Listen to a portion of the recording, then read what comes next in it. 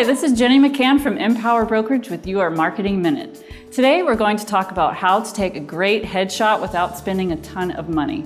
All you need is a smartphone, a blank wall, and a willing friend to take the photo. Let's get started. My favorite hack for DIY headshots is to find a solid colored wall on the side of a building in the shade, like this wall we found behind a grocery store. It's easy, it's free, and the light is super flattering. Have your photographer follow these steps. Clean the lens before taking the photo.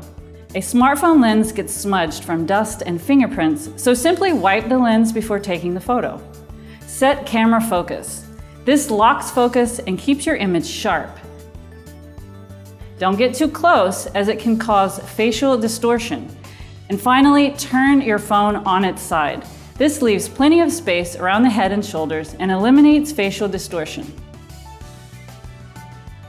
So that's it. Dress professionally like you're going to an interview, and don't forget to smile.